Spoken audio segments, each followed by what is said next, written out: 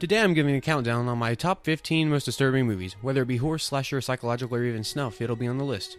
You may not agree with the list, but then again, it's kind of my personal selection. Well, I hope you enjoy.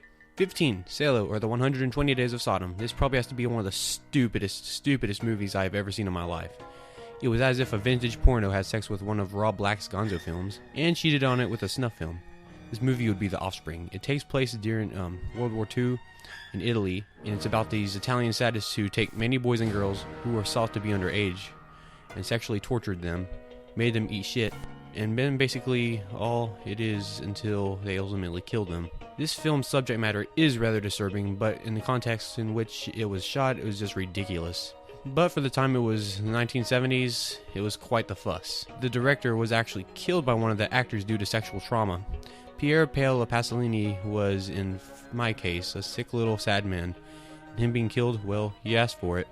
14. Inside. This one originates in France and is about a woman who loses her husband in a car wreck and is shortly afterwards visited by a home invader who wants her unborn baby.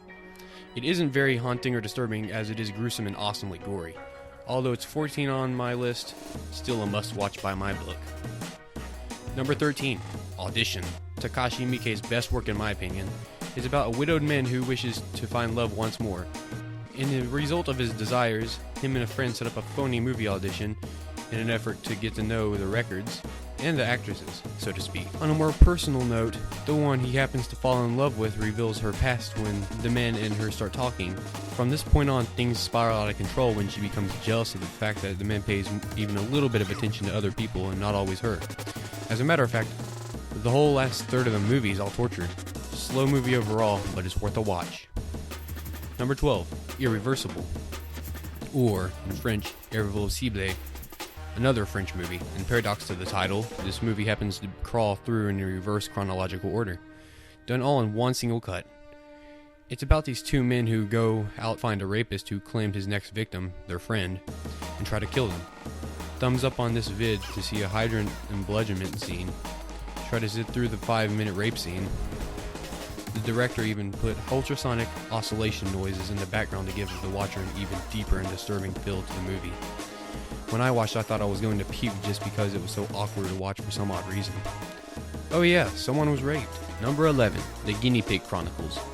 A bunch of Japanese short snuff films that are fake took Charlie Sheen by storm. Following a police report to the FBI, the dumbass actually thought they were real. The titles of each film include Flowers of Flesh and Blood and The Mermaid and a Manhole. Not really anything else to be said here, besides the fact that they kind of were fake. They look fake. There would be much more blood and real murder. Number 10, Cannibal Holocaust. The most controversial film of the 80s. It's about an expedition group who goes missing in the Amazon after raping the cannibals of a tribe. The cannibals fuck their shit up. It starts out with a professor who goes back to see what could have happened to them when he stumbles across the remains of the crew and their footage. This also was investigated by the authorities, and the director was put on trial for the murders of his cast. Joke's on them, he brought back one of them, alive. Number 9, Martyrs. Yet another French movie. As the film totally open to interpretation, the story starts with a woman who was kidnapped as a child. She comes back 15 years later to kill the men who did it, including his whole family.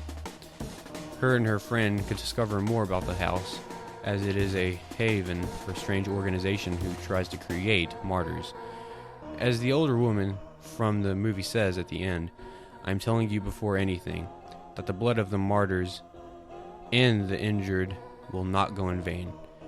And I would like to affirm, I will not hesitate to punish those who are responsible fiercely. I will hold those in charge who have violated the rights of our youth with the harshest punishment stipulated in the law." Number 8, Donnie Darko. Yes, I know, it's a weird seeing this thing on the list. No gore, hardly any violence. The reason I nominated this one as number 8 is because psychologically it is so haunting. You have to watch it over and over again in an effort to understand it. Everyone who's seen it don't have a clue that it's actually about time travel. Not to mention that the bunny rabbit, Frank, is a pretty creepy motherfucker. Number 7, Requiem for a Dream. A very literal movie with an awesome soundtrack and a depressing as hell ending. The story follows the life of a boy named Harry, his friend, his girlfriend, and primarily his mother. It shows their drug-fueled utopias and the downward spiral of each person. The mom wants to fit in her red dress to be on TV. Harry, his girlfriend, and Tyrone want to financially be set for life thanks to being drug dealers. And they also come to their weaknesses and flaws in the end. Number 6. We need to talk about Kevin. This movie is a British movie and is all over the place and is no kind of orderly fashion whatsoever. It's about this kid who's a pain in his mother's ass and is very unruly to everyone. His father, played by John C. Reilly, strangely, Kevin actually gets along with. As he grows up through his childhood until he's 18, things get only worse. And he never gets help that he needs through the whole movie. As much as the story circulates around Kevin, his mother seems to be the main character.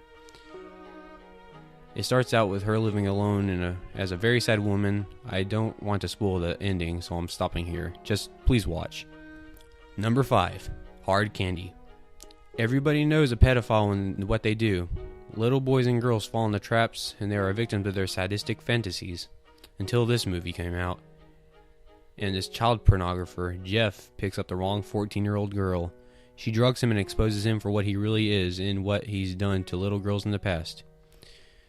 It's on this list because all around the background silence of the movie, and when there's music, it just screws you right in your emotions. It matches the feeling you get when you hear more about this damn monster, Jeff. This film is quite contrary. Number 4.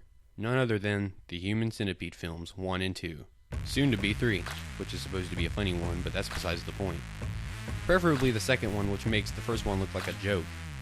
And the first one is terrifying as it's of itself, until the second one shuts up all the assholes. The first one everyone heard about, so I won't waste much time on this. Just, kidnapped, sewn ass to mouth, 3 people, try to escape, everyone dies. But Tom Six is quite creative with the second one. This one is that much more horrific. First off, thanks to the grayscale lighting and videography. Second of all, what it's about and what the main character, antagonist, so to speak, does. A gross fat parking lot attendant is mentally disturbed and is influenced by the first film. He creates his own human centipede, 12 people, using staples, duct tape, and other frightening tools and accessories. It ends pretty badass, so watch it. Watch them both, please. Number 3, August Underground Trilogy. When I first saw this movie, I actually thought these were real tapes, real snuff films. A found footage style film series shot on a shitty 80s camcorder was thought to be the realest looking fake snuff films, but still figured to be fake by other people. Real looking guts and a lot of fake blood. There are literally 3 people in the whole making of these films that happen to be the whole cast.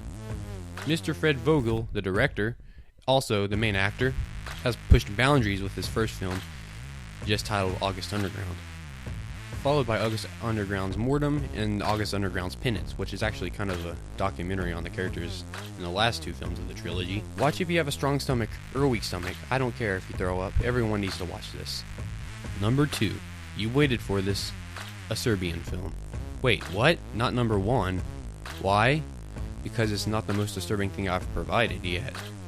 It follows the life of a retired porn star, Milos, who lives in a normal, happy family life in the shithole country of war-torn Serbia. Being no country for real art or fulfilled living, Milos wants to make a clean break from the industry and become a financially set till death life where his son Peter will live his whole life with the money that's provided. Things go terribly wrong when Milos discovers that his new director, Vukmir, is a child pornographer. He witnesses a film so diabolical, so fucked up, he can't believe it. I won't even describe the scene for the video, but feel free to watch her, or do some research if you're a weenie. He tries to leave, but he's already drugged from the whiskey he drank, a strong sexual stimulant used to tranquilize bulls. He's kidnapped and forced to sodomize, kill, and rape his way through the film into freedom. He shouldn't have called his corrupt cop brother for help, for he becomes the epitome of Milos' fate. No spoilers for a movie this awesome, just watch. Well, here it goes. You're not going to believe this, but if you watch it, you're going to understand. Begotten.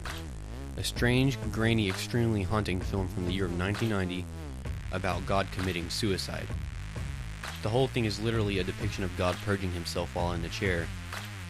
Just the God suicide phrase is the most chilling thing you would ever hear. Thanks to the movie, it's that much worse. If you have a strong mind or no soul, watch it. It'll be boring, but watch it. Here are some honorable mentions: Visitor Q, Ichi the Killer, Antichrist, and Slaughtered Vomit Dolls.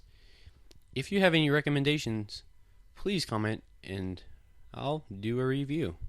Subscribe!